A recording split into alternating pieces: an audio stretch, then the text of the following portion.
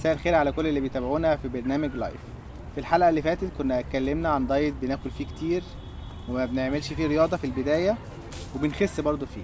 النهاردة هنتكلم عن الأكلات دي بالتفصيل. اللي معانا برضو اللي هتكلمنا عن الموضوع ده معانا دكتورة نرمين حجازي، استشاري طب الأسرة والأخصائي التغذية العلاجية.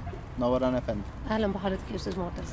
احنا اتكلمنا المرة اللي فاتت عن الدايت، ازاي نقدر ناكل فيه كتير. طيب الأكلات دي بقى عبارة عن ايه اللي نقدر ناكلها؟ احنا وعدنا مشاهدينا ان احنا هنمشي معاهم بالتفصيل فطار وغدا وعشاء، وهنقول لهم يعني امثله للحاجات اللي يقدروا ياكلوها. فاحنا عندنا في الفطار مثلا ممكن ياكل كل انواع البيض، سواء مسلوق مقلي اومليت اي حاجه، بس مش هيستعمل فيه اللبن. يعني هياكل بيض زي ما هو عايزه عادي. يعني كميات عادي خالص، مفيش كميات. يعني بيض عجة. احنا الدايت بتاعنا ما فيهوش كميات. طيب حلو قوي. عندنا برضو انواع الجبن كلها ممكن بالخضار اللي هو بتاع السلطه، وقلنا بس الحاجه اللي هنعمل فيها ريستريكشن هنقللها شويه الطماطم. غير كده الخيار ده بالنسبه للفطار صح؟ في الغداء في الغداء كل انواع البروتين، ممكن ياكل الفراخ مشويه مقليه مسلوقه، السمك بجميع انواعه، كفته ممكن، اي حاجه بس من غير ما تكون مقليه بقسماط. لازم يبقى ليه عدد وجبات معينه، يعني 3 وجبات فطار غدا عشاء، ولا ممكن ياخد اكتر؟ هو احنا الرجيم بتاعنا عشان نزود الحرق عايزينه ما يقعدش جعان خالص اكتر من 2-3 ساعات.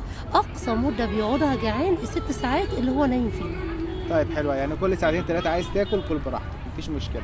وهو يفضل حتى لو مش جعان ياكل ولو اي حاجه بسيطه. طيب الحاجه دي يا اما بروتين يا اما دهون.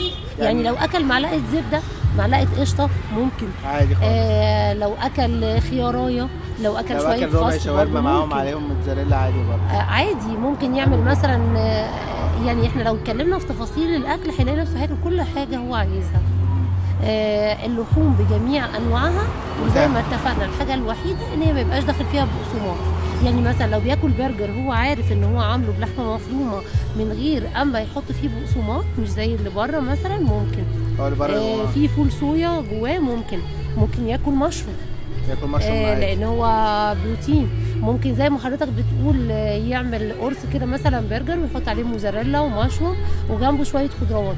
بس حاجتين مش هننساهم، الميه كتير، والميه دي هنبداها من اول ما نقوم من النوم على الريق عشان نزود الحرق، وبعد كده عندنا كوبايه ميه قبل كل وجبه وقبل كل سناك. طيب الشاي والقهوه، عشان في ناس كتيره مدمنه الحاجات دي. هو يعني احنا مش هنعمل لهم مش هنقول لهم لا ما تشربوش شاي وقهوه، بس هو يفضل طبعا لحد منها، لان احنا في الاول وفي الاخر بنبني اسلوب صحي للحياه. وزي ما قلنا هنستبدل الشاي مرات فيه بشاي اخضر، والقهوه برضو بقهوه خضراء، وبعدين هنحاول نبعد الشاي او القهوه عن الاكل لمده نص ساعه. ده برضو علشان نستفيد من البروتين اللي احنا بناخده وما يعملناش انيميا. اهم حاجه في وجبه العشاء نحاول نخليها بدري شويه، واللي ناخده بعديها يبقى سناكس. ده برضو عشان نساعد جسمنا على الحرق، عشان معدلات الحرق بتقل يعني في الدايت، عشان في ناس دكاتره التغذيه بتقول ان لازم ياكل قبلها ب6 ساعات ما يكونش واكل، صح؟ اخر مره في الاخر اخر مره لا، احنا هنعمل عادي يعني ممكن ياكل وينام، حتى ياكل وينام بس ما ياكلش وجبه تقيله. تمام.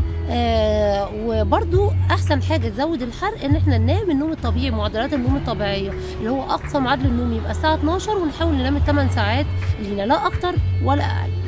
8 ساعات دي بتزود الحرق. والفيتامينات اللي هناخدها في الوسط برضو في اي حاجه فيها فيتامين A وإي وكي، كل الفيتامينات اللي بتدوب في الدهون. احنا اتكلمنا دلوقتي معاكم على الستيج 1 بكل تفاصيلها، واتكلمنا ازاي تاكلوا الاكل اللي هتاكلوا ايه، وايه هي الحاجات اللي ما بقت ممنوعه اللي هنتجنبها على الاقل دلوقتي في ستيج 1. احنا هنستنى ايميلاتكم وتعليقاتكم وكومنتاتكم على النظام ده واي اسئله. بعد كده الدكتوره نرمين حجازي هتبقى منورانا برضو، هترد على كل اسئلتكم معانا في البرنامج.